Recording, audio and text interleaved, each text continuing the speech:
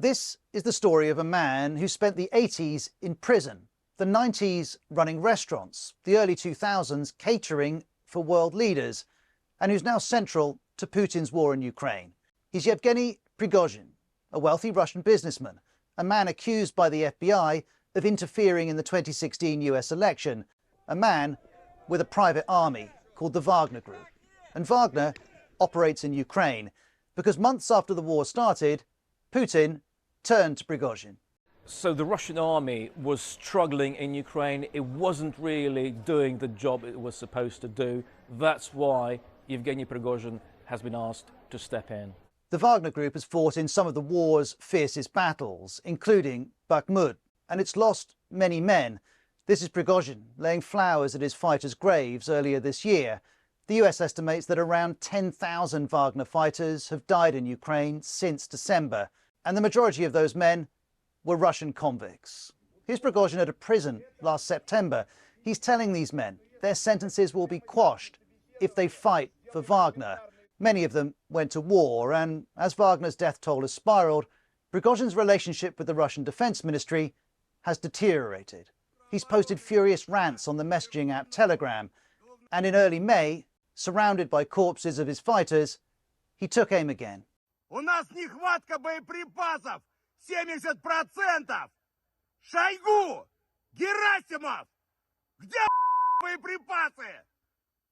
Посмотрите на них, Shoigu is Russia's defense minister. Gerasimov is the head of the armed forces, and Prigozhin has a reputation for this kind of furious outburst, and also for brutality. For example, this was his reaction when, in November, a Wagner defector was allegedly killed with a sledgehammer.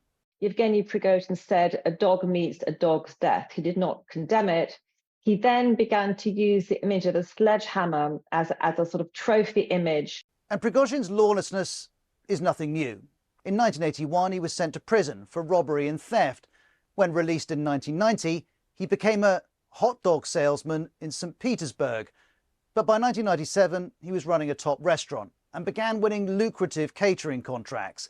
These brought connections to the very top. Prigozhin catered for state visits and personally served world leaders, including US President George W. Bush in 2006.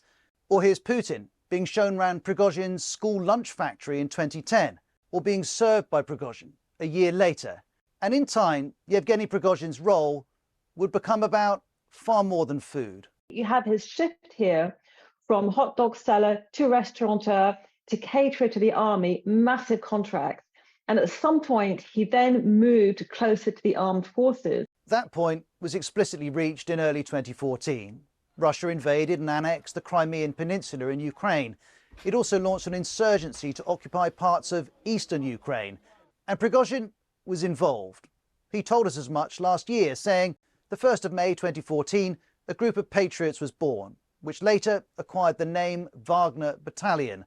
And that statement was important. Before then, Prigozhin had always denied any connection with Wagner. In fact, though, as the think tank Rusi has documented, the Wagner Group emerged from a battalion of irregulars supported by the GRU, Russian intelligence, in Donbass, in eastern Ukraine in 2014. And what started in Ukraine soon reached far beyond it. These are Wagner fighters in Syria, supporting pro-government forces, as Russia's military was doing too. There are also multiple reports of Wagner activity in Africa, including Libya, Mali, the Central African Republic, Sudan, Mozambique and Madagascar. And its activities are varied. Wagner has all kinds of activities that they engage in sub-Saharan Africa, especially. That's security, that's weapons provision, that's training, that's natural resource extraction. They kind of run the gamut.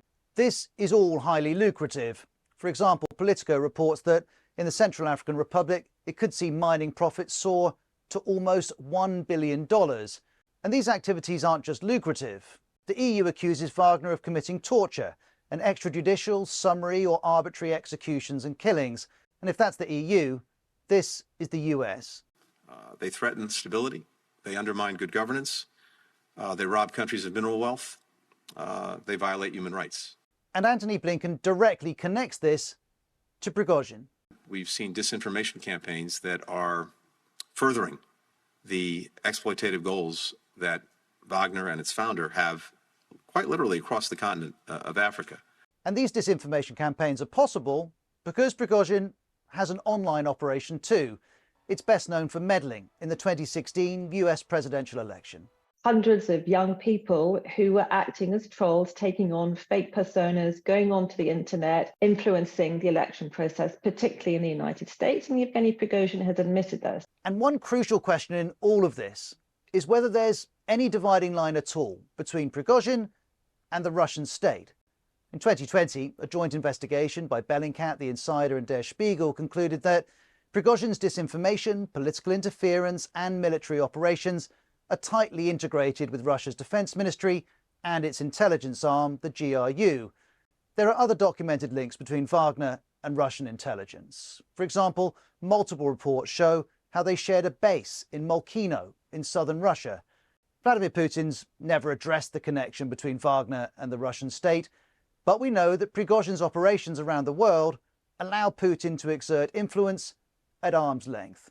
The key to his operations was plausible deniability. Any Russians who were involved in the fighting in those countries were described officially by the Kremlin as volunteers, while in fact a lot of people, a lot of experts believed that they were actually linked to Yevgeny Prigozhin. And for now, the war in Ukraine goes on, as does Prigozhin and Wagner's involvement in it, as do Prigozhin's videos. This one says Wagner's withdrawal from Bakhmut has begun. In this interview, he questions what Russia's invasion has achieved. He says it's backfired. If most Russians talked like this, they could expect a visit from the authorities. It's unclear why exactly Prigozhin is allowed to get away with it, but some experts say that infighting in the elites is not necessarily a bad thing for Vladimir Putin, because it allows him to project this image of a benevolent Tsar who is above the chaos. And so Prigozhin continues, leading his fighters, making millions, saying what he thinks. Though, as we've seen many times, Vladimir Putin's attitude towards other powerful Russians can be a temporary state of affairs.